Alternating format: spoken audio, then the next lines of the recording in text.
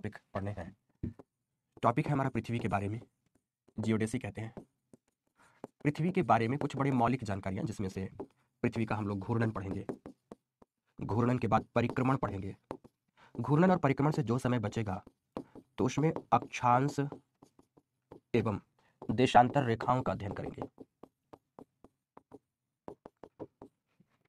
ये टॉपिक रहेगा। Class delay हो गई, अदरवाइज निश्चित रूप से यह विषय बिंदु यहाँ पर आज कंप्लीट हो जाता, बट आप देख पा रहे हैं लगभग 20 मिनट का समय लेट हो गया। ओके, समाप्त की थी।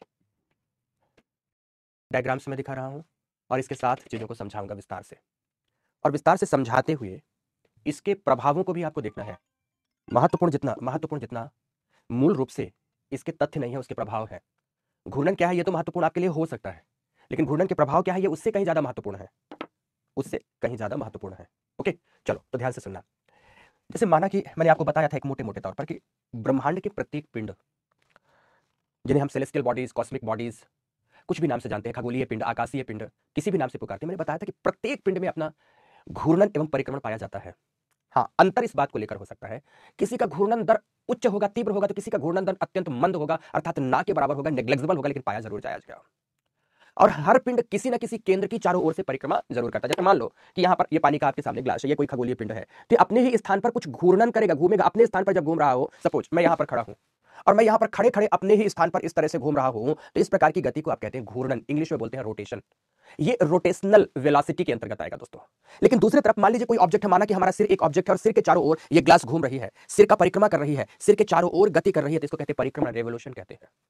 तो प्रत्येक पिंड में दो प्रकार की गतियां पाई जाती हैं, घूर्णन एवं परिक्रमण। एक बच्चे ने कहा सर चंद्रमा में तो घूर्णन नहीं पाया जाता, पर जब बच्चे अपने से ही परसेप्शन अपने तरीके से बनाए रहते तो कई बार उनका जवाब देने का मन नहीं करता कि जब तुम्हें ही सारी जानकारी है तो मैं कैसे बता दूं बेटा। मैं आगे क्या बोल सकता हूं कि प्रत्येक पिंड में घूर्णन भी है, परिक्रमण भी है। अंतर केवल इस बात का है कि वह पिंड मंद दर से घूर्णन कर रहा है या तीव्र दर से। पहली बात, जब तक कि वह दूसरे किसी पिंड के आकर्षण शक्ति में आकर एक रेखीय गति नहीं करने लगता है, तब तक उसमें घूर्णन और परिक्रमण दोनों प्रकार की गतियां प्रत्येक पिंड में पाई जाती हैं। पर यह घूर्णन पाया जाता है, चलो ठीक है, परिक्रमण पाया जाता है, ये ठीक है, ये तो बात मोटे मोटे तौर पर ठीक है, लेकिन इनका प्रभाव क्या है, आखिर इन्हें हम क्यों पढ़ते हैं, ये हमारे लिए दोस्तों ज्यादा महत्वपूर्ण है। आज मकर संक्रांति का पावन पर्व है, तो परिक्रमण के प्रभाव से ये संक्रांतियां कैसे आती हैं, तो मकर संक्रांति 14-15 जनवरी को क्यों मनाई जाती है, जब सूर्य मकर रेखा पर लंबवत 22 दिसंबर को होता है। आज ये सब कुछ मैं यहां पर समझाने जा रहा हूं, ध्यान से समझना। कमेंट्स पर नजर कम रहेगी, कमेंट्स पर नजर कम रहेगी मेरी, टॉपिक पढ़ाने पर रहेगी, क्योंकि टॉपिक बहुत महत्वपूर्ण है दोस्तों। टॉपिक बहुत महत्वपूर्ण है, नहीं पढ़ेंगे तो फिर गड़बड़ हो जाएगा। नहीं पढ़ेंगे, जैसे आप कुछ बच्चे बोलते हैं कि ऊपर बेल्ट के आगे क्या है, कि ऊपर बेल्ट के आगे तुम हो। इतना समझ में नहीं आ रहा कि अंतरिक्ष है, मतलब तुम लोग एकदम, कुछ बच्चे तो एकदम सच में यार इतने पैदल हो यार, इतने पैदल हो बेटा कि कुछ लगता है क्या पढ़ाए आप लोगों के, मतलब कितना भी अच्छा मूड लेकर आओ कि क्या शानदार चीजें पढ़ाएंगे, लेकिन आप लोगों के कमेंट्स और क्वेश्चन देखकर लगता क्या इनको यूपीएससी की मैं तैयारी करवाऊंगा। मतलब 99% बच्चे क्लास में शानदार है बेटा और मजा आ जाता है उनको पढ़ा के, लेकिन 1% बच्चों को लगता है कि क्यों यार ये तैयारी कर रहे हैं। मतलब बेसिक सी बात है, मैंने कितने अच्छे से समझाया था कि ब्रह्मांड में आकाशीय पिंड है, अंतरिक्ष है, तमाम चीजें हैं। तो कोई पिंड की अवस्थिति समाप्त हुई तो क्या आएगा उसके बाद, अंतरिक्ष, स्पेस का क्षेत्र आएगा, एकदम स्पेस का क्षेत्र आएगा। लेकिन ना तुम लोग ऐसे पूछना, अब देखो कहने के आप लोग सोचोगे कैसे कैसे सर, कल कुछ बच्चे क्या पूछते मुझसे, मैंने बोला कि इसके मध्य सापेक्ष संबंध है, बोलते सापेक्ष क्या होता है। अब बोलो मैं क्या समझाऊं इन बोलों को। मैंने बोला सापेक्ष का मतलब होता है परस्पर एक दूसरे के संबंध में। तो फिर आगे वो लड़का क्या लिखता है कि सर तो फिर पहले ही ये बात आपने क्यों नहीं बोली। अब बताओ इनको क्या पढ़ाएं। और फिर से बोल रहा हूं, मैं इन बच्चों के भी कान मरोड़ मरोड़ कर पढ़ा डालूंगा, लेकिन थोड़े दिन इन बच्चों को मुझे पता है कि ऐसे ही डांट डांट कर लाइन में लाना पड़ेगा। हाँ, ये भी बात जो बच्चे कहते हैं कि जो ये फालतू के कमेंट्स होते हैं इनको इग्नोर करिए, इग्नोर करेंगे बेटा तो ये जीवन में इनको कौन डांट कर समझाएगा। देखो इग्नोरेंस ही चीजों को खराब कर देता है, ये हमेशा ध्यान से समझा करो बेटा। इग्नोरेंस की वजह से ही पैरों के नीचे नहीं दिया किसका उपयोग किया जाता है, भाई बहन जैसे हैं उतने ही प्रिय है बेटा जितना लाना पड़ेगा। खैर आते हैं दोस्तों, यहां आते हैं। तो जब घूर्णन की बात आती है, देखो यहां पर बात करेंगे, शुरू करते हैं। जब रोटेशन की बात आती है तो रोटेशन के संदर्भ में एक शब्द आता है, एक्सिस, जिसको कहते हैं आप अक्ष। क्या आता है दोस्तों एक्सिस आता है, एक्सिस आता है। व्हाट इज एक्सिस, आप मुझे जल्दी बताओ, सॉरी क्या होता है एक्सिस, एक्सिस एक्सिस आता है, इसको हम लोग कहते हैं अक्ष। तो ये अक्ष क्या होता है, क्योंकि मुझे समझाना है कि हमारी पृथ्वी अपने अक्ष के परितः हमारी पृथ्वी अपने अक्ष के परितः लगभग 24 घंटे में, हालांकि ये 24 घंटे का पूरा समय नहीं है, ये है 23 घंटे 56 मिनट 4 सेकंड का समय है। इतने घंटे में हमारी पृथ्वी अपना एक घूर्णन पूरा करती है। ये टाइम, एग्जैक्ट ये टाइम है। तो अक्ष के परितः घूर्णन पूरा करती है, ये क्या शब्द है, तो अक्ष क्या होता है। तो अक्ष को समझना मित्रों, जैसे यहां पर हमारी पृथ्वी है कि पृथ्वी के, ध्यान से, कि पृथ्वी के यहां पर नॉर्थ पोल प्राप्त होता है, आपको पता है, यहां पर साउथ पोल प्राप्त होता है। तो पृथ्वी के उत्तरी ध्रुव को दक्षिणी ध्रुव से मिलाने वाली वह काल्पनिक रेखा, ध्यान से, पृथ्वी को उत्तरी ध्रुव से दक्षिणी ध्रुव को मिलाने वाली वह काल्पनिक रेखा, जिसकी आवश्यक शर्त है, अगर यह शर्त नहीं बोला तो वाक्य पूरा नहीं होगा।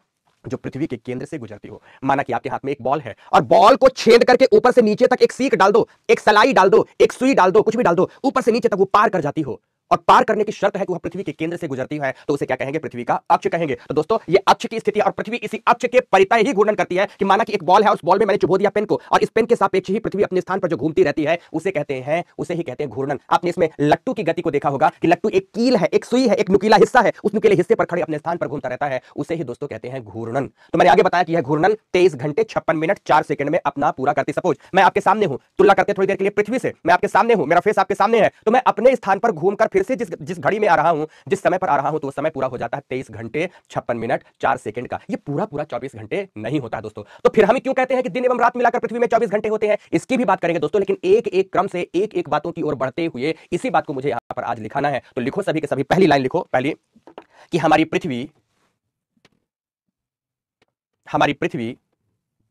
पृथ्वी अन्य खगोलीय पिंडों के भांति, हमारी पृथ्वी अन्य खगोलीय पिंडों के भांति घूर्णन एवं परिक्रमण दोनों करती है। घूर्णन एवं परिक्रमण दोनों करती है। पूर्ण विराम लगाइए, फिर लिखिए घूर्णन एवं परिक्रमण दोनों करती है। पूर्ण विराम लगाकर लिखें पृथ्वी का घूर्णन अपने अक्ष के सापेक्ष, फिर से शब्द आया सापेक्ष, पृथ्वी का घूर्णन अपने अक्ष के सापेक्ष लगभग 24 घंटे का पाया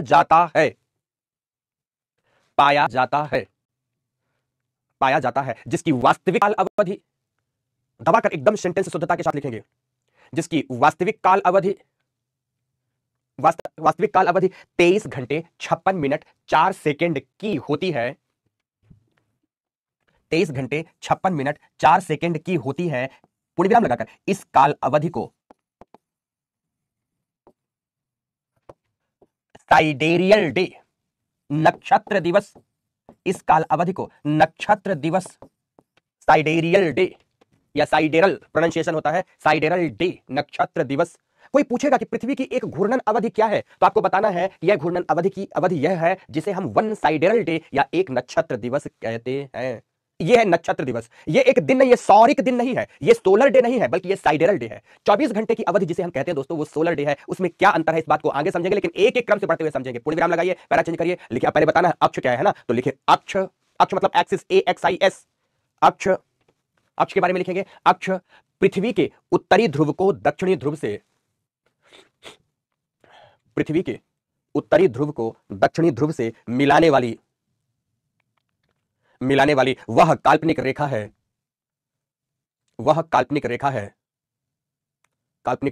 जो पृथ्वी के केंद्र से गुजरती है। वह काल्पनिक रेखा है जो पृथ्वी के केंद्र से गुजरती है। काल्पनिक रेखा है जो पृथ्वी के केंद्र से गुजरती है। लगा दिया, पूर्ण विराम लगाओ। पृथ्वी के केंद्र से गुजरने वाली काल्पनिक रेखा है, पूर्ण विराम लगा के लिखेंगे। हमारी पृथ्वी इस अक्ष के सहारे ही अपने स्थान पर घूर्णी गति करती है। घूर्णन शब्द से बड़ा शब्द घूर्णी गति करती है। पूर्ण विराम। अब पैरा चेंज करता हूं मैं, लेकिन पैरा चेंज करके आप लिखोगे क्या, उस बात को मुझे समझाना है कि देखो दोस्तों, माना कि पृथ्वी, आप यहां पर देखेंगे, माना कि यह है हमारी पृथ्वी, ओके। पृथ्वी में अगर हम यहां पर काल्पनिक लंब डालें कि पृथ्वी का ऐसा कोई लंब प्राप्त होता, तो अगर पृथ्वी सीधी होती दोस्तों तो ऐसा लंब प्राप्त होता, लेकिन पृथ्वी सीधी नहीं है। पृथ्वी का अक्ष अपने स्थान पर झुका हुआ है। कैसा झुका हुआ? दिस वन, ये झुकाव प्राप्त होता है दोस्तों। पृथ्वी का इस अक्ष अपने स्थान पर कुछ इस प्रकार से झुका हुआ है, और यह झुकाव वास्तव में कितना प्राप्त होता है? एक लाइन पहले मुझसे जानो कि यह झुकाव सदैव समान नहीं रहता। जैसे बच्चे प्लेन तरीके से रखते हैं, पृथ्वी अपने अक्ष पर झुकाव 23.5 डिग्री पर है। निश्चित रूप से अगर आज के संदर्भ में देखेंगे तो यह झुकाव अपने लंब अक्ष से 23.5 डिग्री पर ही प्राप्त हो रहा है। लेकिन याद रखना है आपको कि यह झुकाव हमेशा समान नहीं होता, हमेशा यह झुकाव समान नहीं होता। ये याद रखना है कि पृथ्वी का अक्षीय झुकाव 22.5 डिग्री से लेकर के 24.1 डिग्री तक परिवर्तित होता रहता है। अर्थात कभी झुकाव अधिक होगा, कभी झुकाव कम होगा। इस स्थिति की झुकाव के परिवर्तनशीलता को हम ऑब्लिक्विटी कहते हैं। क्या कहते हैं दोस्तों? ऑब्लिक्विटी कहते हैं। ऑब्लिक्विटी की कंडीशन कहलाती है, अर्थात पृथ्वी की तिर्यकता बदलती रहती है। पृथ्वी के झुकाव की तिर्यकता हमेशा एक नहीं रहती है, बल्कि बदलती रहती है। ये शब्द याद करना, ऑब्लिक्विटी। बहुत महत्वपूर्ण शब्द है, क्योंकि ये ऑब्लिक्विटी प्रभाव जलवायु परिवर्तन का एक बहुत महत्वपूर्ण कारण बनेगा। दोस्तों उस स्तर पर जाकर आपको पढ़ा दूंगा कि आपको मजा आ जाएगा, लेकिन हर शब्द को याद करना पड़ेगा। और फिर से बताना चाहूंगा कि पृथ्वी इसी अक्ष के सहारे ही निरंतर घूर्णन कर रही है, लेकिन घूर्णन के बारे में आपको एक बात और जानना पड़ेगा कि पृथ्वी का घूर्णन का जो दिशा है वह पश्चिम से पूर्व की ओर पाई जाती है। कैसी पाई जाती है? पश्चिम से पूर्व की ओर पाई जाती है। अर्थात अगर यहां हम इक्वेटर बनाएंगे तो इक्वेटर के सापेक्ष ये जो दिखा रहा है कि पृथ्वी की जो घूर्णन की दिशा है वो इस प्रकार से पाई जा रही है। ये चित्र उसी को दिखा रहा है दोस्तों। तो आपको लिखना है, आपको आगे लिखना है दोस्तों कि पैरा चेंज करते हुए लिखना, हमारी पृथ्वी का वर्तमान, शब्द जोड़ रहा हूं, वर्तमान अक्षीय झुकाव। कोरियालिस प्रभाव अब तुम क्यों पूछ रही हो श्वेता कनौजिया? यहां पर जहां बात आएगी कोरियालिस की तो पढ़ाऊंगा, अब यहीं पर तुमको कोरियालिस समझ लेना है। क्या अभी पृथ्वी समझी नहीं, कोरियालिस समझना है। हमारी पृथ्वी का वर्तमान अक्षीय झुकाव 23.5 डिग्री का है। 23.5 डिग्री का है। पूर्ण विराम लगाओ, फिर लिखो। इस झुकाव के साथ साथ ही पृथ्वी अपने अक्ष पर पश्चिम से पूर्व दिशा में, वेस्ट टू ईस्ट, पश्चिम से पूर्व दिशा में निरंतर घूर्णन करती रहती है। निरंतर क्या करती रहती है दोस्तों? घूर्णन करती रहती है, निरंतर घूर्णन। इसी में कैसे करती है? वेस्ट टू ईस्ट में, इसमें लिख देता हूं, वेस्ट टू ईस्ट डायरेक्शन में निरंतर घूर्णन करती रहती है। पूर्ण लेकिन यह झुकाव सदैव समान नहीं रहा, सदैव समान ही रहता। अर्थात झुकाव में परिवर्तन लगभग 22.5 डिग्री से 24.1 डिग्री के मध्य, कहीं 24.4 लिखा होगा, बिल्कुल सही है वो भी, 24.1 डिग्री के मध्य पाया जाता है, जिसे obliquity of the earth, obliquity inverted comma में लिखना, रट डालना कि ऑब्लिक्विटी क्या कहलाता है। ऑब्लिक्विटी कहलाता है पृथ्वी के अक्षीय झुकाव में परिवर्तन, जिसे ऑब्लिक्विटी ऑफ द अर्थ कहा जाता है। श्वेता बताएंगे बेटा, इसी टॉपिक में तुमको बताएंगे कैसी कोई गतिविधि होती है, पर वो क्लाइमेटोलॉजी का सेक्शन है, बहुत मस्ती से पढ़ाएंगे तुम लोगों को, पूरा एक दिन में पढ़ाएंगे बेटा श्वेता तुमको। कोरियोलिस इफेक्ट और फेरल का नियम एक दिन में पढ़ाएंगे, बिल्कुल परेशान मत हो। ऑब्लिक्विटी ऑफ द अर्थ कहा जाता है। पूर्ण विराम। अब ये वाला चित्र कॉपी बनाना, सबसे पहला तो ये वाला चित्र बनाए सभी। आपकी कॉपी चित्र से खाली नहीं होनी चाहिए, चित्र बनते रहने चाहिए।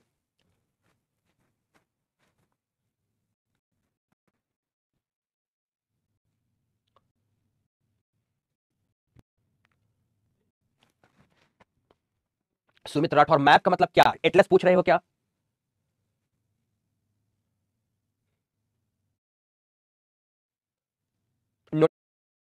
बताई है तो ऑब्लिक्विटी के लिए भी आपको एक डायग्राम बनाना होगा। ऑब्लिक्विटी के लिए भी कैसे? मान लो ये पृथ्वी है, पृथ्वी का यहां पर आपने डाल दिया लंब अक्ष। लंब अक्ष जब भी आप डाल रहे हो तो आप नोटिस करना कि आप डॉटेड लाइन से डाल रहे हो, इसका मतलब ऐसा कोई लंब अक्ष वास्तव में पृथ्वी का है नहीं, ये डॉटेड लाइन है। और पृथ्वी का जो वास्तविक झुकाव है, अक्षीय झुकाव जिसको आप कहते हैं, वास्तविक रूप से कितना प्राप्त हो रहा है? यहां पर आपने बताया कि ये 23.5 डिग्री का प्राप्त हो रहा है। पर 23.5 डिग्री का बताने के बावजूद भी आपने बता दिया है कि आज तो हमारी पृथ्वी इसके सापेक्ष घूर्णन कर रही है, लेकिन आपने यह भी बता दिया है साथ में कि ये हमेशा समान प्राप्त नहीं होता, बल्कि कभी तो इसका झुकाव कम हो जाता है। ध्यान से, कभी तो इसका झुकाव कम हो जाता है। कुछ ऐसा हो गया तो कभी इसका झुकाव बढ़ भी जाता है, कभी इसका झुकाव बढ़ भी जाता है। बढ़कर जाएगा तो 24.1 से 24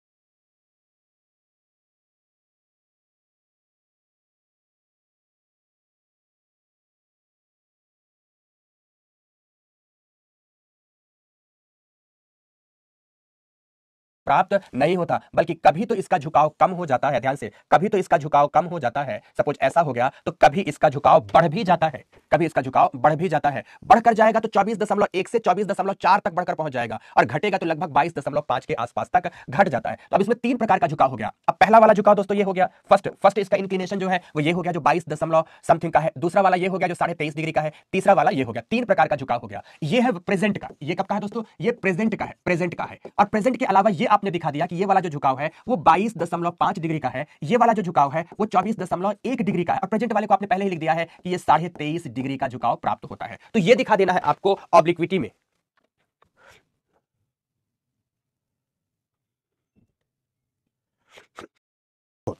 प्रत्येक आकाशीय पिंड में जो एनर्जी है, ऊर्जा है, वो हमेशा समान नहीं रहता बेटा। हमेशा कोई भी पिंड ऊर्जा के दो फेजेस से गुजरता है, बहुत अच्छे समझना। एक फेज होगा वैक्सिंग फेज, एक फेज होता है वैनिंग फेज। मतलब ऊर्जा के ह्रास मान पर जाएगा, कमी के मान पर जाएगा, और ऊर्जा के वृद्धि मान पर जाएगा। तो जब ऊर्जा के वृद्धि मान पर जाता है एनर्जी का फेज, और ह्रास मान पर आता है, तो दोनों ही दशाओं में एनर्जी चेंजेस के कारण ही इनके झुकाव में परिवर्तन आता रहता है। समझ में आ गया बेटा? एनर्जी चेंजेस की वजह से इनके झुकाव में परिवर्तन आता रहता है। प्रत्येक आकाशीय पिंड एनर्जी चेंजेस के फेज से गुजरता है, चाहे पृथ्वी हो या सूर्य हो, सब में एनर्जी चेंजेस आते हैं। ठीक है आदित्य, समझ में आ गया बेटा? ओके, आगे बढ़े, बन गया ये चित्र। तो अब लिखो आप हेडिंग दो, घूर्णन के प्रभाव। बिल्कुल निश्चित काल में होता है अमरेंद्र, आपने ठीक पूछा, ये क्या निश्चित काल में होता है? निश्चित रूप से दोस्त अमरेंद्र, ये 41 से सॉरी क्षमा चाहूंगा दोस्तों, ये 41 से 45 हजार वर्षों में एक बार घटित होने वाली घटना है। निश्चित रूप परिवर्तन कितने वर्षों में हो गया? उत्तम, तुम्हारे लिए भी प्रश्न का जवाब। ओके, एक आपको परेशानी होती है, आपके पेट में दर्द होता है, वोमिट करने लगती है, उसके पेट में दर्द शुरू होता है। ओके, क्या है बता कि ये है हमारे राष्ट्र के कर्णधार, सर झुकाव से कोई परेशानी होती है क्या? अब एक बच्चे ने फिर से पूछा, प्रियांशी ने, गजब, एनर्जी चेंजेस क्यों होता है? क्योंकि तुम चेंज कर रहे हो, तुम्हारी मर्जी, इसलिए तुम ही बदलाव कर रहे हो। तुम्हें फिर मैं बताऊंगा इसका कारण। तो फिर ये क्यों होता है? क्योंकि एक बच्चे को पता है क्यों का प्रश्न किया जाता है। ओके, कितने प्यार से समझाया कि प्रश्नों का एक अनुशासन, लेकिन ना।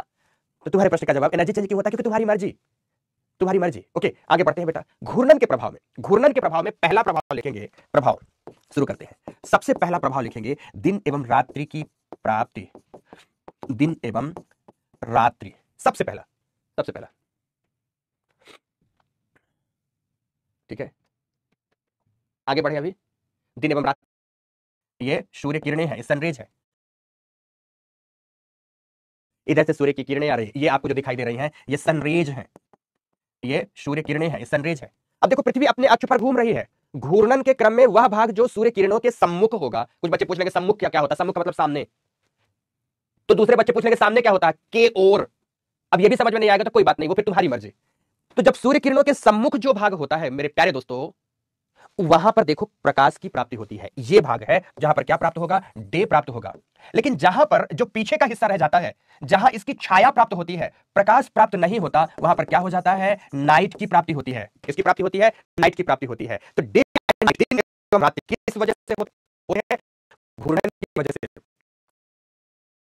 तो क्या लिखे कि वह भौगोलिक क्षेत्र, भौगोलिक क्षेत्र जो घूर्णन में मेंटेन रखना, जो घूर्णन के क्रम में, घूर्णन के क्रम में सूर्य किरणों के सम्मुख होता है, सूर्य किरणों के सम्मुख होता है, सम्मुख होता है, वहां दिन की प्राप्ति, वहां दिन की प्राप्ति होती है। जबकि जबकि पीछे का छाया युक्त क्षेत्र, पीछे का छाया युक्त क्षेत्र रात्रि कहलाता है, रात्रि कहलाता है। पूर्ण विराम लिखे, सूर्योदय एवं सूर्यास्त का संबंध भी, सूर्योदय एवं सूर्यास्त का संबंध भी, संबंध भी घूर्णन से ही है, घूर्णन से ही है। पूर्ण विराम, पूर्ण विराम, बस यह एक बात पूरी हुई। अब दूसरी बात, अब इस घूर्णन का क्या क्या प्रभाव होगा, तो अब दूसरा घूर्णन के प्रभाव के बारे में लिखेंगे। लिखे, सागरीय जल क्षेत्र में, सागरीय जल क्षेत्र में ज्वार भाटा, ज्वार भाटा की उत्पत्ति, ज्वार भाटा की उत्पत्ति। अब डैश देकर ज्वार भाटा की उत्पत्ति में लिखेंगे, अर्थात वह भाग, अर्थात वह भाग, इसके लिए एक ऐसा चित्र बनाना पड़ेगा, अर्थात वह भाग जो जो घूर्णन के क्रम में, घूर्णन के क्रम में चंद्रमा या सूर्य के सामने होगा। मान लेते हैं कि यहां पर सूर्य है, मान लेते हैं कि यहां पर यह सूर्य है, सूर्य चंद्रमा या सूर्य के सामने होगा। आकर्षण शक्ति के कारण वहां ज्वार आएगा, वहां ज्वार आएगा। जबकि जबकि जबकि विपरीत भाग में, जबकि विपरीत भाग में, भाग में भाटा की प्राप्ति होती है, भाटा की प्राप्ति होती है।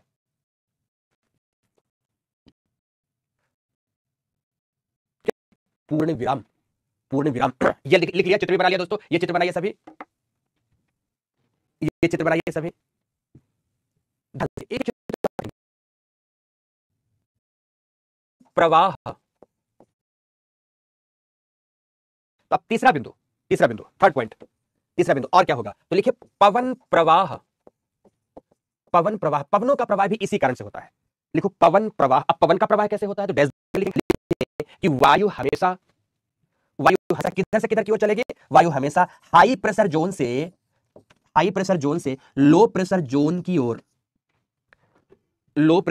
ओर, निम्न दाब क्षेत्र की ओर। उच्च दाब से किधर की ओर जाएगी, निम्न दाब क्षेत्र की ओर संचरित होती है।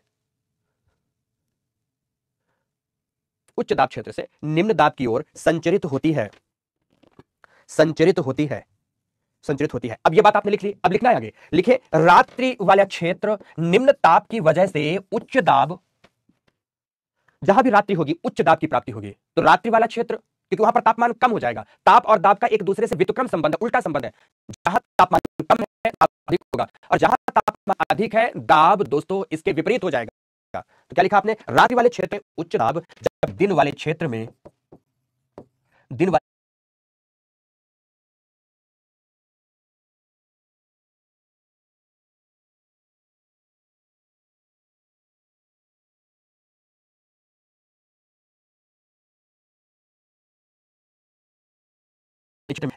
दाब की प्राप्ति होती है,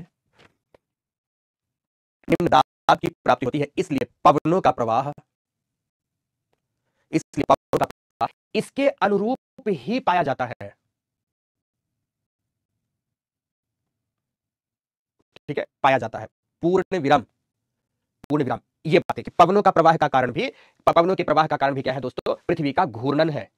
क्लियर हो गया मेरी बात की नहीं, और कौन सा कारण है, तो लिखेंगे नेक्स्ट पॉइंट लिखेंगे। नेक्स्ट 3 बिंदु लिखा, चौथा बिंदु लिख सकते हैं।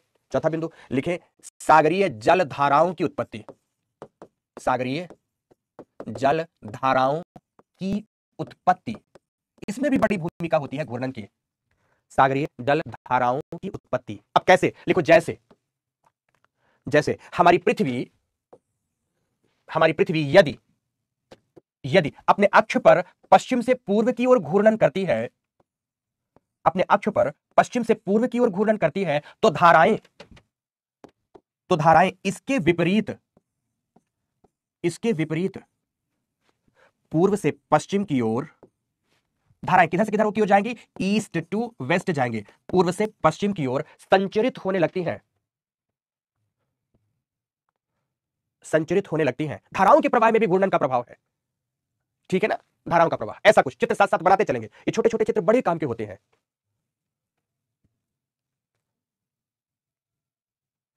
ठीक है, एकदम बड़े काम के चित्र होते हैं बेटा, ये सब बनाते चलना। देखो मैंने क्या बताया कि हमारी पृथ्वी पश्चिम से पूर्व घूमती है। अब पृथ्वी पश्चिम से पूर्व घूमती है, तो आपने बचपन से पढ़ा होगा कि न्यूटन का बल क्रिया के ठीक बराबर विपरीत दिशा में लगता है। तो जो विपरीत दिशा में संतुलनकारी बल लगता है, उसके प्रभाव से धारा क्या करती है, पूर्व से पश्चिम की ओर संचरित होने लगती है। यदि पृथ्वी का घूर्णन रुक जाए तो धाराओं की समाप्ति हो जाए, धारा स्थिर हो जाए, ज्वार भाटा की समाप्ति हो जाए, पवनों का प्रवाह केवल एक ही दिशा की ओर होने लगे। समझ रहे मेरी बात की नहीं, ये तमाम चीजों का प्रभाव कुछ ऐसा पड़ जाएगा। ठीक है ना, तो नेक्स्ट 5वें नंबर पर लिखेंगे दिशाओं की प्राप्ति।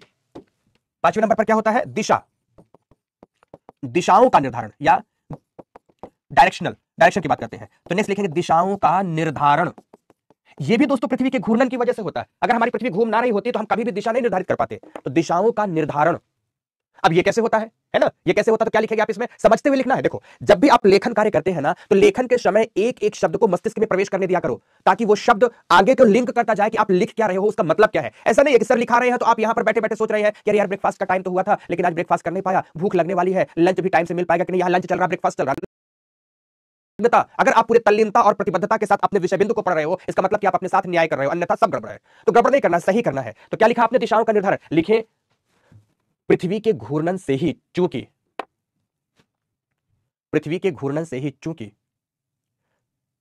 सूर्योदय एवं सूर्यास्त की प्राप्ति होती है, जिसके आधार पर पूर्व पश्चिम दिशाओं का निर्धारण होता है। पूर्ण विराम लगाए, लिखिए इनके सापेक्ष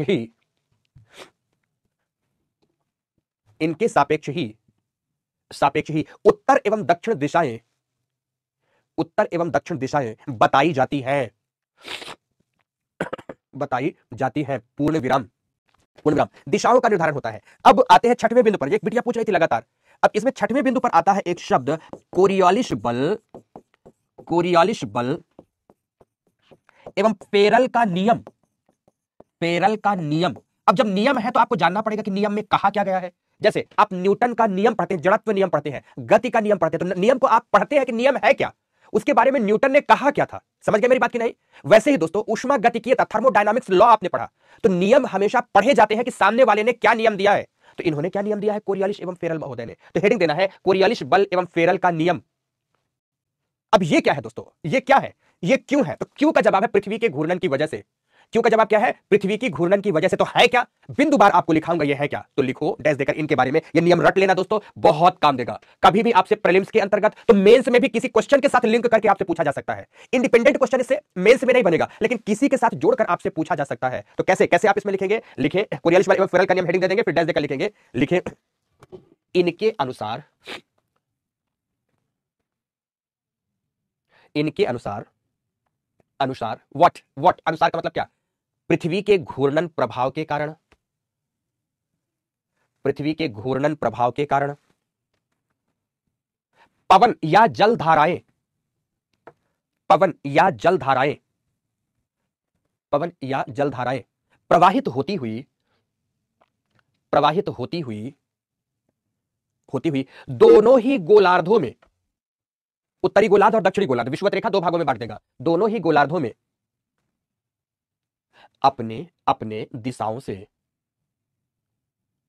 अपने अपने दिशाओं से मुड़ती जाती है, मुड़ती जाती है। मुड़ने के लिए शब्द होता है डिफ्लेक्शन, टेक्निकल शब्द होता है विक्षेपण, तो ब्रैकेट में लिखेंगे विक्षेपित होती जाती है।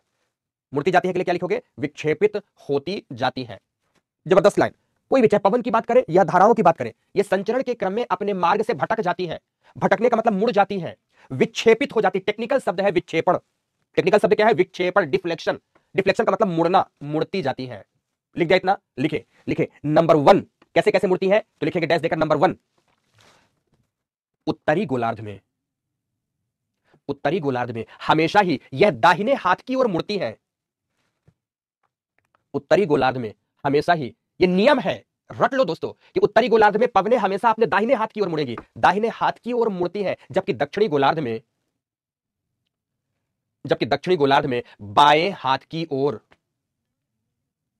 बाएं हाथ की ओर, बाएं हाथ की ओर। अब देखो इसका उदाहरण बताता हूं, चित्र आपको बनाना पड़ेगा ऐसा कि मान लो कि ये बिंदु है, यहां पर एक बिंदु है। अब इस बिंदु से किसी पवन को इस दिशा में जाना था, इस दिशा में जाना था, और ये है उत्तरी गोलार्ध, ये है नॉर्दर्न हेमिस्फीयर, उत्तरी गोलार्ध है। या इसी पवन को इस दिशा की ओर आना था, इस दिशा की ओर आना था, और यह है सदर्न हेमिस्फीयर, यह है इक्वेटर, यह बीच की रेखा है इक्वेटर। मतलब इसके सापेक्ष एक पवन है जिसको या कि इधर जाना था या कि इधर की ओर आना था। इधर चली गई तो उत्तरी गोलार्ध हो गया, इधर चली गई तो दक्षिणी गोलार्ध हो गया। तो इन्होंने क्या समझाया है कि उत्तरी गोलार्ध में पवनें अपने उत्पत्ति केंद्र से हमेशा किधर की ओर मुड़ती जाती हैं? राइट वर्ड डायरेक्शन में। देखो सीधे ना जाकर इधर की ओर मुड़ रही है, राइट वर्ड डायरेक्शन में मुड़ जाती है।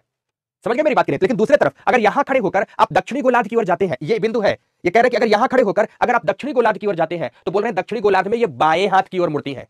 दक्षिणी गोलार्ध में किधर की ओर मुड़ जाएगी? बाएं हाथ की ओर मुड़ती है। उत्तरी गोलार्ध में राइट वर्ड डायरेक्शन में जाएंगी, तो दक्षिणी गोलार्ध में इनका विक्षेपण बाएं हाथ की ओर होगा। और हमेशा पवन जिस दिशा की ओर जा रही होती है उधर की ओर ही चलकर देखना होता है कि राइट हैंड होगा या लेफ्ट हैंड होगा। ओके, ऐसा नहीं कि आप जहां खड़े हो उसके सापेक्ष देखो, बल्कि पवन के साथ साथ आपको फील करना है ऐसे कि हम पवन के साथ पवन की दिशा में जा रहे हैं, तो मेरा राइट हैंड कौन सा है? तो दूसरी तरफ हम पवन के साथ दक्षिणी गोलार्ध में जा रहे हैं, तो हमारा लेफ्ट हैंड कौन सा है? तो यहां पर इसका लेफ्ट हैंड ये होगा दक्षिणी गोलार्ध का, और उत्तरी गोलार्ध का यह होगा। तो यहां पर ये लेफ्ट हैंड डायरेक्शन की ओर, तो लेफ्ट वर्ड डायरेक्शन। देखो ऐसा, उत्तरी गोलार्ध में राइट वर्ड डायरेक्शन में जाएगी, जबकि दक्षिणी गोलार्ध में लेफ्ट वर्ड डायरेक्शन में मुड़ती जाएंगी। यस बेटा, प्रत्येक छोटे छोटे डायग्राम्स बनाते चलने हैं, प्रत्येक बनाने हैं। ये बात यहां समाप्त होती है। ऐसा नियम दिया फेरल महोदय ने कि कोरियोलिस बल के प्रभाव से पहली घटना यह घटित होती है कि उत्तरी गोलार्ध में पवनें या जल धाराएं अपने दाहिने हाथ की ओर मुड़ती हैं, जबकि दक्षिणी गोलार्ध में किधर की ओर मुड़ती जाती हैं? बाएं हाथ की ओर मुड़ती जाती है। इसी को दूसरे तरीके से बनाना है, तो अगर मान लीजिए कि कोई पवन इधर की ओर चल रही थी, ये उत्तरी गोलार्ध की है, तो इधर की ओर चलने के क्रम में, इधर की ओर चलने के क्रम में यह अपने राइट हैंड की ओर मुड़ेगी, तो इधर की ओर मुड़ जाएगी। ये इसका हो जाएगा राइट वर्ड डायरेक्शन। तो ठीक विपरीत इसके कि मान लो पवन इधर की ओर चल रही थी, अभी दक्षिणी गोलार्ध में है, तो दक्षिणी गोलार्ध में लेफ्ट हैंड में मुड़ने के क्रम में ये इधर की ओर मुड़ जाएगी, तो ये हो जाएगा इसका लेफ्ट हैंड डायरेक्शन हो जाएगा। ऐसे मुड़ती जाएगी। इस चित्र को जरूर बनाएंगे, जरूर। नियम है, याद करो कि उत्तर में दाहिनी हाथ की ओर और दक्षिण में बाएं हाथ की ओर मुड़ेंगे।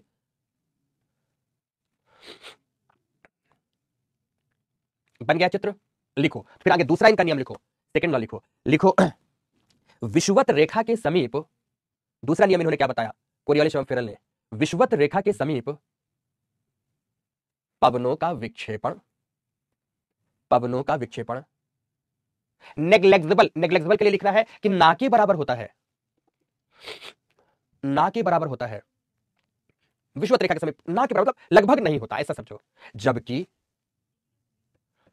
जबकि जबकि ध्रुवों के पास, ध्रुवों के पास यह विक्षेपण, विक्षेपण मतलब होता है अपने पथ से मुड़ना, बार बार वही शब्द समझेंगे, यह विक्षेपण सर्वाधिक, सर्वाधिक पाया जाता है, सर्वाधिक पाया जाता है। विषुवत रेखा के पास निम्न होगा जबकि ध्रुवों के पास उच्च होगा। नगण्य का मतलब क्या है, ना के बराबर। ठीक है, अब आगे बढ़े दोस्तों। तो तीसरा इनका नियम क्या है, तो तीसरा लिखिए, लिखे पवनों की गति बढ़ने पर, पवनों की गति बढ़ने पर, बढ़ने पर या दूसरा शब्द भी जुड़ता है, या मार्ग, जिस मार्ग में प्रवाहित हो रही है ना, तो पवनों की गति बढ़ने पर या मार्ग में घर्षण बल की कमी से, घर्षण बल की कमी से कोरियोलिस बल का मान, कोरियोलिस बल का मान बढ़ता जाता है, बढ़ता जाता है, कोरियोलिस बल का मान बढ़ता जाता है। जबकि जबकि पवनों का वेग मंद होने पर, पवनों का वेग मंद होने पर, मंद होने पर कोरियोलिस बल घट जाता है, कोरियोलिस बल घट जाता है, पूर्ण विराम, कोरियोलिस बल घट जाता है, पूर्ण विराम। बात समाप्त, यहां पर बात समाप्त हुई। तो दोस्तों घूर्णन के मोटे मोटे तौर पर कुछ इस प्रकार के प्रभाव प्राप्त होते हैं, ये घूर्णन के प्रभाव है। घूर्णन के कारण ऐसी ऐसी पृथ्वी में दशाएं बनती हैं। तो एक और बात बता दूं क्या दोस्तों, घूर्णन का प्रभाव, छठवां बिंदु चलो लिखो, छठवां बिंदु लिखो। जैसे आपने लिखा था ना चौथा, पांचवा, पांचवा, छठवां, छठवें में कोरियोलिस प्रभाव लिखा था, तो सातवां बिंदु लिखो, सातवां बिंदु लिखो, सातवां बिंदु। सातवां बिंदु में घूर्णन का क्या प्रभाव पड़ा है, एक बहुत जबरदस्त बिंदु लिखे, पृथ्वी की पृथ्वी की आकृति, पृथ्वी की आकृति पर भी प्रभाव पड़ा था दोस्तों, पृथ्वी की आकृति, आकृति। अब पृथ्वी की आकृति के बारे में ये क्या कहता है, घूर्णन प्रभाव क्या कहता है, तो सुनना ध्यान से। माना कि ये है हमारी पृथ्वी, ये है हमारी पृथ्वी, थोड़े समय के लिए मानो कि इसका लंब अक्ष एकदम वर्टिकल है, एकदम वर्टिकल है, यहां पर यह पृथ्वी का अक्ष है, और पृथ्वी अपने अक्ष के सहारे ही पश्चिम से पूर्व की ओर निरंतर घूर्णन करती है। ओके, अब पृथ्वी स्थिर नहीं है बल्कि निरंतर घूर्णन कर रही है। फिर से बताना चाहूंगा, पृथ्वी स्थिर नहीं है बल्कि निरंतर घूर्णन करती है। तो घूर्णन के समय पर, जिस समय पृथ्वी गैसीय द्रव्यमान के रूप में थी, आपको जानना चाहिए दोस्तों कि पृथ्वी अपने उत्पत्ति कालखंड से पूर्व, आज से 4.5 अरब वर्ष से पहले हमारी पृथ्वी जलते हुए गैसीय आग के गोले के भांति थी। आज जैसे इसका भूपर्पटी ठोस है, इसका सरफेस ठोस है, पहले ठोस नहीं हुआ करता था। 4.5 अरब से पहले वर्ष से पहले इसका ठोस भाग दोस्तों गैसीय द्रव्यमान के रूप में होता था। अब गैसीय द्रव्यमान की वजह से जब पृथ्वी घूर्णन कर रही थी, तो हमेशा याद रखना कि इसके मध्य भाग में मतलब इक्वेटोरियल भाग में मैक्सिमम वेलोसिटी काम कर रही थी, मैक्सिमम वेग काम कर रहा था, जबकि ध्रुवों के पास मिनिमम वेग काम करता था, मिनिमम वेलोसिटी थी। अब मैक्सिमम वेलोसिटी अगर यहां की ओर है, तो आपने दो प्रकार के विज्ञान के नियम पढ़े होंगे, एक अपकेंद्रीय बल और एक अभिकेंद्रीय बल। जहां पर वेग जितना अधिक होता है, अपकेंद्रीय बल सेंट्रीफ्यूगल फोर्स उतना ही अधिक काम करता है। तो इक्वेटोरियल क्षेत्र, विषुवतीय प्रदेश, चूंकि सर्वाधिक तेजी से घूर्णन कर रहा होता है पोल की तुलना में, इसलिए यहां पर मैक्सिमम सेंट्रीफ्यूगल फोर्स अर्थात अपकेंद्रीय बल भी कार्य करता है। याद रखना, इक्वेटर सबसे तेजी से घूमता है, इसलिए यहां पर मैक्सिमम सेंट्रीफ्यूगल फोर्स भी होता है, सेंट्रीफ्यूगल फोर्स होता है। अब इस सेंट्रीफ्यूगल फोर्स की वजह से जब पृथ्वी गैसीय द्रव्यमान के रूप में थी, तो इसका पोलर रीजन का मास शिफ्ट होकर किधर की ओर आ गया, शिफ्ट होकर इक्वेटोरियल जोन पर आ गया। पोलर रीजन का मास शिफ्ट होकर कहां की ओर आ गया दोस्तों, इक्वेटोरियल जोन की ओर आ गया। जब यह मास इक्वेटोरियल जोन की ओर आया, तो बेसिकली इक्वेटर के आसपास बल्ज उत्पन्न हो गया। बल्ज का मतलब होता है उभार, उभार आ गया। जबकि ध्रुवों में क्या आ गया, ध्रुवों में चपटापन आ गया, चपटापन आ गया। मतलब poles are flat but equators are bulge, मतलब इक्वेटर में बल्ज है, इक्वेटर में उभार है, जबकि ध्रुवों में क्या है, चपटापन है। ओके, ऐसा होता है। तो आपने क्या लिखा है हेडिंग, पृथ्वी की आकृति या आकार की लिखो। जिस समय पर पृथ्वी, जिस समय पर पृथ्वी पृथ्वी गैसीय द्रव्यमान के रूप में थी, गैसीय द्रव्यमान के रूप में थी, उस दौर की बात करना है, गैसीय द्रव्यमान के रूप में थी, उस समय विषुवतीय उच्च वेग, विषुवतीय उच्च वेग या विषुवतीय अपकेंद्रीय बल के प्रभाव से, विषुवतीय उच्च वेग या विषुवतीय अपकेंद्रीय बल के प्रभाव से ध्रुवीय द्रव्यमान भी विषुवत की ओर विस्थापित हुए, विषुवत की ओर विस्थापित हुए। इसलिए विषुवतीय क्षेत्रों में उभार,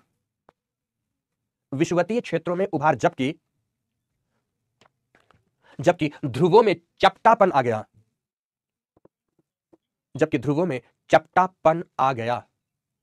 चपटापन आ गया। पूर्ण विराम। चित्र बना देंगे, सारे चित्र बनाते चलेंगे, ये सारे चित्र बना देंगे दोस्तों। अभी तो घूर्णन के बहुत सारे प्रभाव, लेकिन ज्योग्राफी में आप इतने प्रभावों को उपयोग करते हो।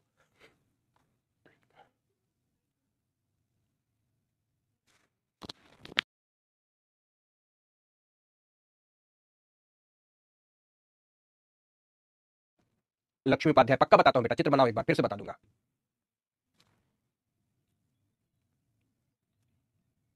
बन गया चित्र? चित्र बनाओ, फिर से समझा देता हूं एक बार।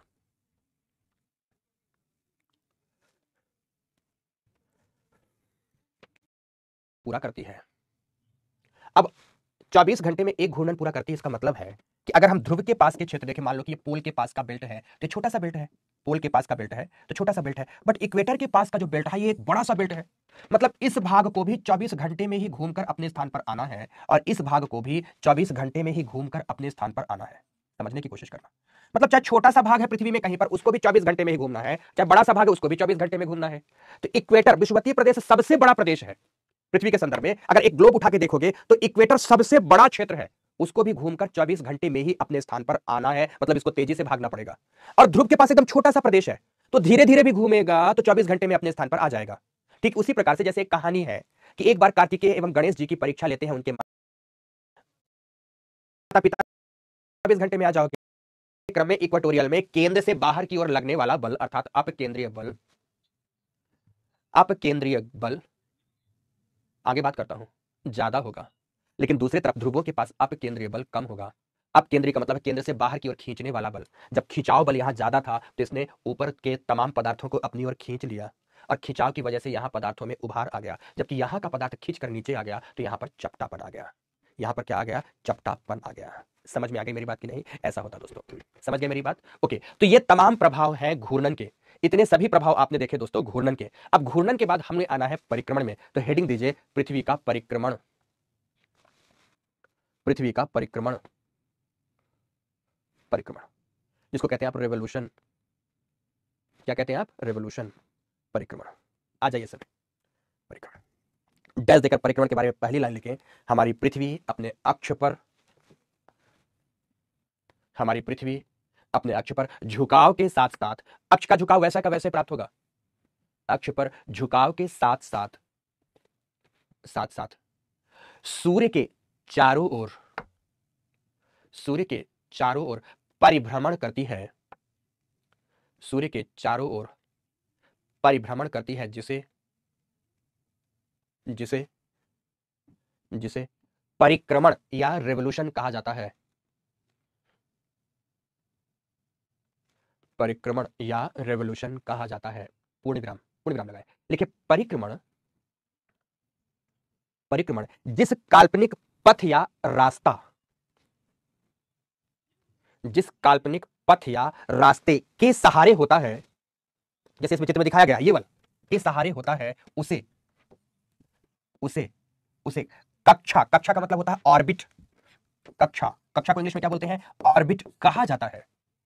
इस पथ के सहारे हो रहा है, जिसको क्या कहते हैं हम लोग? ऑर्बिट कहते हैं। पूर्ण विराम लगाओ और पैरा चेंज करो। और पैरा चेंज करते हुए क्या लिखोगे? पृथ्वी की परिक्रमण कक्षा कैसी है? दीर्घ वृत्तीय, इलिप्टिकल है दोस्तों, सर्कुलर नहीं है, दीर्घ वृत्तीय है।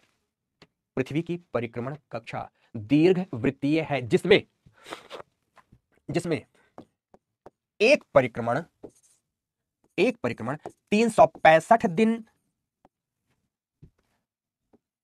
5 घंटे 48 मिनट, जिसमें एक परिक्रमण 365 दिन 5 घंटे 48 मिनट में पूरा किया जाता है। पूरा किया जाता है एक परिक्रमण। वन, पृथ्वी अपने इस काल्पनिक पथ पर, जो दीर्घवृत्तीय पथ है, उस पर 365 दिन लगभग 6 घंटे में, 5 घंटे 48 मिनट ना कहकर मोटे मोटे तौर पर 6 घंटे कहें तो 365 दिन 6 घंटे में अपना एक परिक्रमण पूरा करती है। पूर्ण विराम लगाकर फिर पैरा चेंज करेंगे और लिखें यह परिक्रमण भी एंटी क्लॉकवाइज डायरेक्शन में, मतलब वामवर्त दिशा, यह परिक्रमण भी वामवर्त दिशा या घड़ी की सुई के विपरीत दिशा में, घड़ी की सुई के विपरीत दिशा में किया जाता है। पूर्ण विराम, वामवर्त दिशा में पूरा किया जाता है। पूर्ण विराम लिखें परिक्रमण के क्रम में, इसी तीसरे पैराग्राफ में, परिक्रमण के क्रम में पृथ्वी का अपने कक्षा तल में झुकाव 66.5 डिग्री का पाया जाता है, जिसे हम निम्नलिखित चित्र में देख सकते हैं। देखो, मान लो दोस्तों, ध्यान से कि यहां पर यह है हमारी पृथ्वी, ठीक है, यह है हमारी पृथ्वी के संदर्भ में आप जानते ही हैं कि ये अपने अक्ष पर, ये अपने अक्ष पर 23.5 डिग्री झुकी हुई है। अक्ष पर कितनी झुकी हुई है? 23.5 डिग्री झुकी हुई है। जहां काल्पनिक लंब अगर डाल दें तो काल्पनिक लंब आप जानते हैं ये प्राप्त होता है। इसी में आपने बताया कि 23.5 डिग्री पर पृथ्वी का झुकाव पाया जाता है और इसी झुकाव के सहारे पृथ्वी निरंतर घूर्णन करती है। ये आपने देखा 23.5 प्राप्त होता है। अब ये तो है अक्ष पर झुकाव, लेकिन कक्षा तल प्राप्त होता है यहां। ये है दोस्तों कक्षा तल। ध्यान से, ये यहां पर जिसके सहारे हमारी पृथ्वी आगे की ओर बढ़ रही होती है, तो ये है पृथ्वी का कक्षा तल। अब इस कक्षा तल पर झुकाव देखेंगे, मतलब इस वाले झुकाव को अगर देखें तो ये प्राप्त होता है 66.5 डिग्री। ये वाला झुकाव क्या प्राप्त होता है? 66.5 डिग्री। इसको आप क्या बोलेंगे? ये है इसका कक्षा तल, जिसको ऑर्बिट कहते हैं। इंग्लिश में ऑर्बिट कहते हैं, हिंदी में कक्षा तल कहते हैं। तो ये वाला जो झुकाव पाया जाता है 66.5 डिग्री। अगर इसे और आपको परिष्कृत रूप से दिखाना है तो माना कि कक्षा तल यहां मध्य से आपने दिखा दिया, तो 23.5 डिग्री इधर झुका हुआ था और कक्षा तल में ये वाला जो झुकाव प्राप्त होता है ये 66.5 डिग्री का झुकाव है। और मोटे तौर पर 66.5 डिग्री में अगर 23.5 डिग्री आप जोड़ देंगे तो ये वाला झुकाव आ जाएगा दोस्तों 90 डिग्री। इसका मतलब कि 23.5 डिग्री और 66.5 डिग्री का झुकाव मिलकर के 90 डिग्री सही है। तो ऐसा चित्र बनाएंगे, कक्षा तल पर पृथ्वी का अक्षीय झुकाव 66.5 डिग्री है, 66.5 डिग्री है। ठीक है,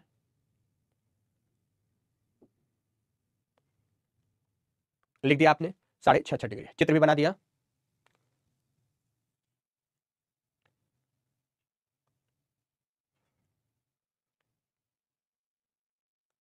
इतना बनाने के बाद फिर आगे बात करनी है। लिखे, हो गया ना सभी? इसी 66.5 डिग्री झुकाव के कारण ही, इसी 66.5 डिग्री झुकाव के कारण ही उत्तरी गोलार्ध में, नॉर्दर्न हेमिस्फीयर में आर्कटिक वृत्त, मतलब आर्कटिक वृत्त, तथा दक्षिणी गोलार्ध में, सदर्न हेमिस्फीयर में अंटार्कटिक वृत्त का निर्धारण किया जाता है। आर्कटिक वृत्त तो दक्षिणी गोलार्ध में, अंटार्कटिक वृत्त का निर्धारण किया जाता है, पूर्ण विराम लगा के। लेकिन साथ ही 23.5 डिग्री के अक्षीय झुकाव के कारण, 23.5 डिग्री अक्षीय झुकाव के कारण उत्तरी गोलार्ध में कर्क रेखा तथा दक्षिणी गोलार्ध में मकर रेखा का निर्धारण होता है।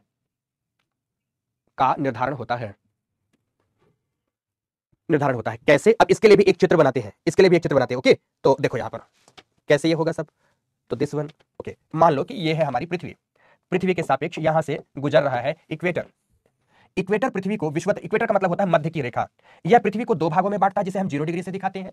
इसके इधर का सारा हिस्सा 0 डिग्री से ऊपर का हिस्सा उत्तरी गोलार्ध कहलाता है दोस्तों, उत्तरी गोलार्ध कहलाता है। और दक्षिण का भाग दक्षिणी गोलार्ध कहलाता है, सदर्न हेमिस्फीयर कहलाता है, ये दिस वन। ठीक है, ओके। अब आगे बात करते हैं। अब इस संदर्भ में जो ये रेखाएं खींची गई हैं, इन रेखा में पहली रेखा है फर्स्ट 23.5 नॉर्थ, तो दूसरी है 23.5 साउथ, तो दूसरी रेखा की बात करते हैं, दूसरी रेखा की 66.5 नॉर्थ एंड 66.5 साउथ। अब इसमें लिख देता हूं 66.5 साउथ, तो 66.5 नॉर्थ, ये 23.5 नॉर्थ, तो 23.5 साउथ। अब इनमें से ये वाली कहलाती है आर्कटिक वृत्त, आर्कटिक वृत्त। ये कहलाती है कर्क वृत्त या कर्क रेखा। बीच में तो ये विषुवत रेखा है ही दोस्तों, विषुवत रेखा। ये कहलाती है मकर रेखा, मकर रेखा। तो ये कहलाती है अंटार्कटिक, अंटार्कटिक वृत्त या अंटार्कटिक रेखा। इस चित्र को बनाइए। अब ये सब घूर्णन एवं परिक्रमण के परिणाम स्वरूप प्राप्त हो रहे हैं बेटा, सब घूर्णन एवं परिक्रमण का परिणाम ही है। तो कर्क एवं मकर रेखा का निर्धारण कैसे हुआ? कर्क एवं मकर रेखा का निर्धारण बेसिकली अक्ष पर झुकाव, एक्सियल इंक्लिनेशन की वजह से हुआ, जबकि आर्कटिक एवं अंटार्कटिक वृत्त का निर्माण कक्षा तल पर झुकाव के कारण हुआ। कक्षा तल का एक बार और समझ लो, ये किस वजह से हुआ है? कक्षा तल पर झुकाव की वजह से आर्कटिक एवं अंटार्कटिक वृत्त बने, जबकि अक्ष पर झुकाव के कारण कर्क एवं मकर रेखाओं का निर्धारण हुआ है। कर्क एवं मकर रेखाओं का निर्धारण हुआ है।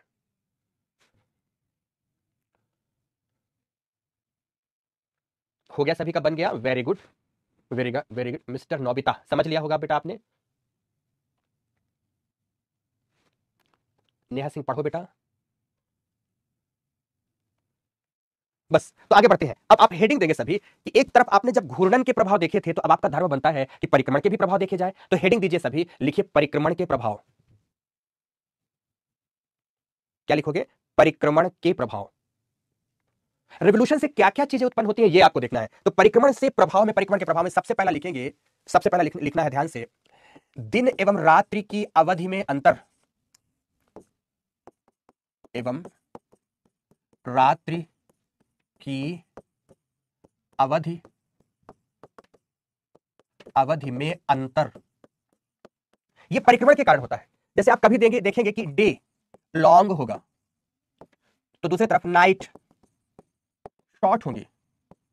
इसके विपरीत कभी कभी आप देखेंगे डे शॉर्ट होंगे तो नाइट लॉन्ग होंगी। ऐसा कब देखते हो आप?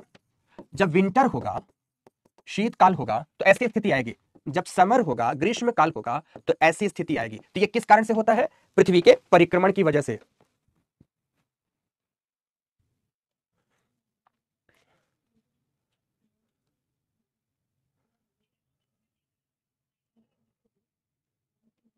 ठीक है, एक तो ये है परिक्रमण की वजह से ऐसा होता है। दूसरे नंबर पर क्या होता है? दूसरे नंबर पर difference between solar day and sidereal day. अब मैं क्या लिखने जा रहा हूं, तो लिखेंगे सभी सौर दिवस, सौर दिवस एवं नक्षत्र दिवस में अंतर। ये नहीं लिखते, चलो सौर दिवस में नक्षत्र दिवस में अंतर इसमें अभी नहीं लिखते, बल्कि इसमें इसके स्थान पर बल्कि ये लिख देते हैं ऋतुओं की प्राप्ति, ऋतुओं की प्राप्ति, ऋतुओं की प्राप्ति। ये कैसे होती है? ऋतुएं कैसे होते हैं? आप जानते हैं कि 4 ऋतुओं की चर्चा होती है।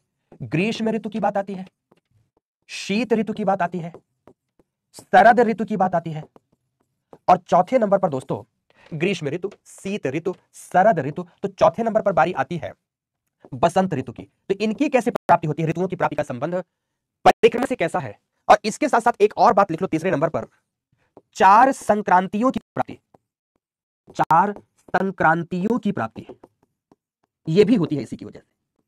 4 संक्रांतियां।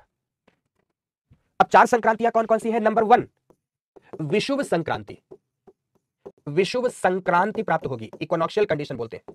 नंबर 2, नंबर 2 दूसरे नंबर पर बात करेंगे मकर संक्रांति, मकर संक्रांति। तीसरे नंबर पर फिर से आती है विषुव संक्रांति। तो चौथे नंबर पर आती है कर्क संक्रांति। ये 4 संक्रांतियां हैं।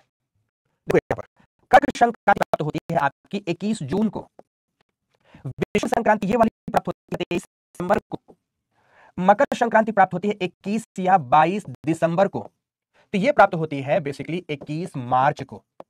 ऐसे प्राप्त होती है। अब पृथ्वी का मैं एक चित्र बनाता हूं पृथ्वी सूर्य सापेक्ष का, फिर आप समझोगे अच्छे से।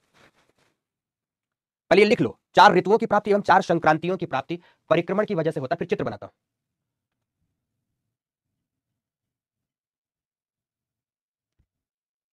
पहले ये लिखो सारा।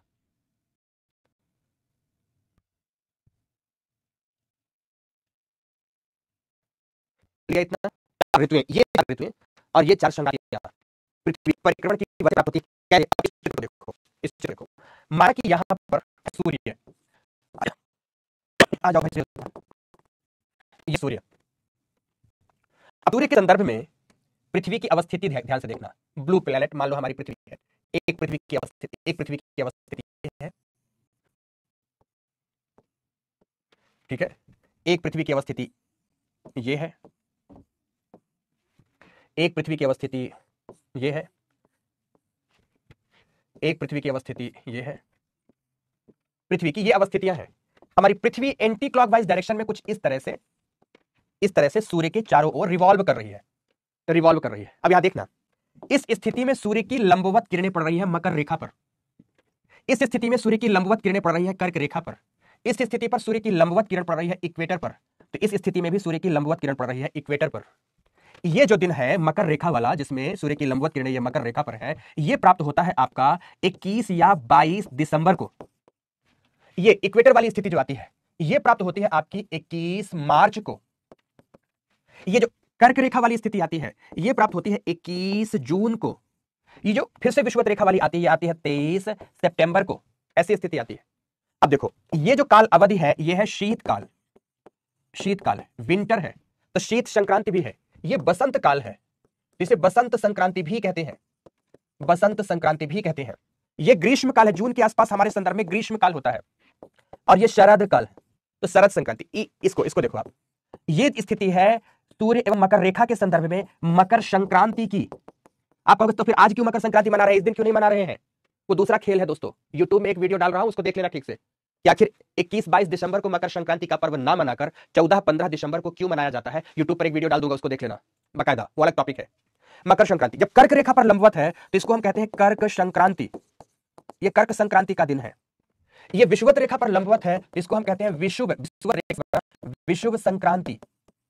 और ये दोस्तों प्राप्त होता है आपका फिर से विषुवत रेखा पर लंबवत होने की वजह से फिर से प्राप्त, मतलब विषुव संक्रांति 2 बार होता है साल में, परंतु कर्क एवं मकर संक्रांति एक बार ही साल में प्राप्त होते हैं। ठीक है, ये है दोस्तों स्थिति। ये चित्र बनाएंगे, 4 ऋतुएं एवं 4 संक्रांतियां, 4 ऋतुएं एवं 4 संक्रांतियां ऐसे प्राप्त होती हैं। चित्र सबके पास होना चाहिए।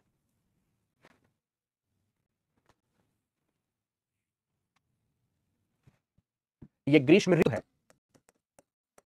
ऋतु का मतलब वेदर नहीं, सीजन है। बसंत ऋतु है, शीतकाल ऋतु है, शरद ऋतु है,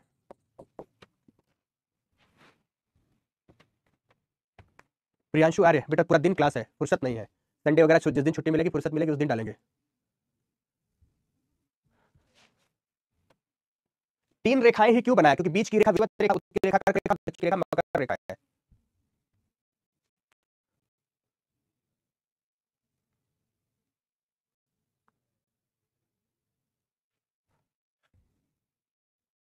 हो गया यहां तक? लिख लिया? हो गया यहां तक? अब जब इतनी बातें हो गई तो कुछ और बातें आपको लिखनी है, कुछ और बातें आपको लिखनी है। तो इसमें और बातों में क्या लिखना है? देखो यहां आपने लिखा था 3 बिंदु लिखे, दिन एवं रात्रि की अवधि में अंतर, ऋतुओं की प्राप्ति, 4 संक्रांतियां। तो अब चौथा बिंदु लिखेंगे इस चित्र के बाद, चौथा बिंदु लिखेंगे। वो चौथा बिंदु क्या होगा? ध्यान से सभी लिखेंगे, उपसौर एवं अपसौर। इंग्लिश में कहते हैं पेरिहेलियन एंड अपेहेलियन, पेरिहेलियन एंड अपेहेलियन। अब ये उपसौर एवं अपसौर की स्थिति कौन सी है? उपसौर कहलाता है जब सूर्य पृथ्वी से सर्वाधिक दूरी पर हो, सर्वाधिक दूरी नहीं, सर्वाधिक पास हो। और अपसौर कहलाता है जब सूर्य पृथ्वी से, सूर्य के संदर्भ में बात है, सूर्य पृथ्वी से सर्वाधिक दूरी पर हो, दूरी पर हो। यह स्थिति कहलाती है। एग्जाम्पल देखो, माना कि यहां पर सूर्य है, यह है सूर्य की स्थिति। सूर्य के संदर्भ में अब है हमारी यहां पृथ्वी, यह है हमारी पृथ्वी का ये इक्वेटर है, ये कर्क रेखा है, ये मकर रेखा है। तो दूसरी तरफ यहां भी पृथ्वी है, वैसे इक्वेटर है, कर्क रेखा है और मकर रेखा है। थोड़ा और दूर बना देते पृथ्वी को, चलो भाई तुम यहां बन जाओ, आ जाओ। ये है दिस वन। पृथ्वी यहां से घूमकर यहां गई, यहां से घूमकर यहां आई, ऐसी गति पृथ्वी की बनी रहेगी। लेकिन एक अवधि है, एक कालखंड विशेष है जब सूर्य एवं पृथ्वी एक दूसरे के सबसे करीब हैं। यह दिन दिन प्राप्त होता है 3 जनवरी को। जबकि दूसरा, यह एक ऐसी स्थिति प्राप्त होती है जिसमें पृथ्वी सूर्य से सर्वाधिक दूरी पर है। यह स्थिति प्राप्त होती है 4 जुलाई को। तो ये 3 जनवरी की जो स्थिति है इसे कहते हैं इंग्लिश में पेरीहेलियन, मतलब उपसौर। तो ये जो स्थिति है इसे कहते हैं अपेहेलियन। पेरी मतलब पास में, पेरी मतलब पास में, अपे मतलब दूर। ये दूर है 4 जुलाई को, दूर है, जबकि 3 जनवरी को पास है। तो आप कहोगे सर 3 जनवरी को फिर पास में होने के कारण गर्मी होनी चाहिए। नहीं, गर्मी इसलिए नहीं होती क्योंकि सूर्य दक्षिणी गोलार्ध में होता है, तो दक्षिणी गोलार्ध में गर्मी होती है। ऑस्ट्रेलिया में खूब गर्मी पड़ जाती है क्योंकि पहला तो ऑस्ट्रेलिया में लंबवत किरणें हैं, दूसरा लंबवत किरणों के साथ प्रभाव क्या है कि पेरिहेलियन की स्थिति है। पर हमारे संदर्भ में तो सूर्य दक्षिणी गोलार्ध में है, हम तक सूर्य की तिरछी किरणें पड़ती हैं, तो इसलिए हमारे संदर्भ में तो ठंडी ही रहेगी। लेकिन दूसरी तरफ ऑस्ट्रेलिया में जितनी गर्मी पड़नी चाहिए उससे ज्यादा गर्मी होगी दक्षिणी गोलार्ध में। इसका यह फर्क पड़ता है। चित्र बनाते चलेंगे।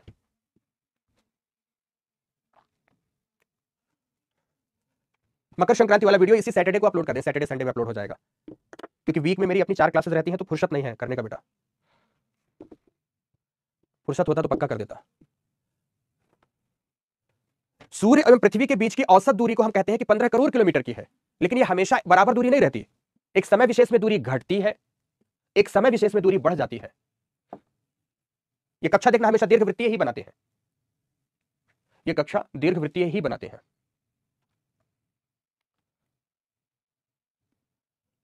बन गया सभी का। तो उपसौर एवं अपसौर की वजह भी पृथ्वी का अपना परिक्रमण है, घूर्णन नहीं, परिक्रमण के प्रभाव से यह स्थिति उत्पन्न होती है। तो एक शब्द लिखेंगे, एक और लास्ट बात लिखेंगे, लिखिए नोट।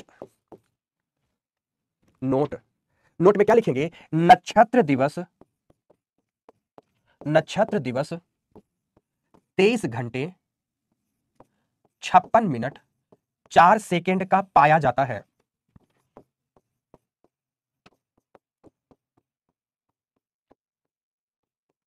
तेईस घंटे 56 मिनट 4 सेकेंड का पाया जाता है, जो कि पृथ्वी के एक घूर्णन से संबंधित है। पृथ्वी के एक घूर्णन से संबंधित है, जबकि सौर दिवस, सोलर डे जिसको कहते हैं, 24 घंटे का ही होता है। 24 घंटे का ही होता है। क्योंकि ऐसा क्यों होता है? क्योंकि प्रतिदिन, एक दिन में प्रतिदिन घूर्णन के क्रम में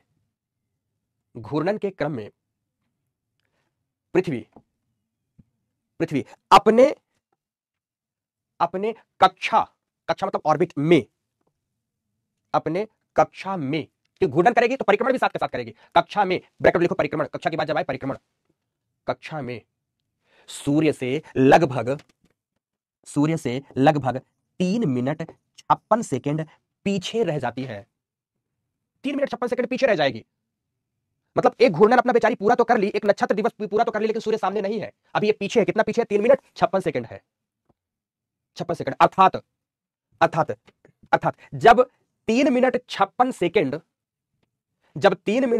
सेकेंड अतिरिक्त समय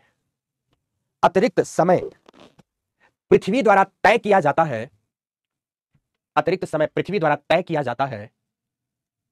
है, तो सूर्य पृथ्वी के सामने होता है। अब 3 मिनट 56 सेकंड जोड़ दो इसमें, तो सूर्य पृथ्वी के सामने होता है। अब 23 घंटा 56 मिनट 4 सेकंड में 3 मिनट 56 सेकंड जोड़ोगे तो क्या हो जाएगा? अर्थात एक सौर दिवस, सोलर डे का मतलब होता है जब सूर्य पृथ्वी के सामने आ जाए। एक सौर दिवस 24 घंटे का ही पूरा होगा। 24 घंटे का ही पूरा होगा। पूर्ण विराम, बात समाप्त। और इसी के साथ क्लास समाप्त। घूर्णन एवं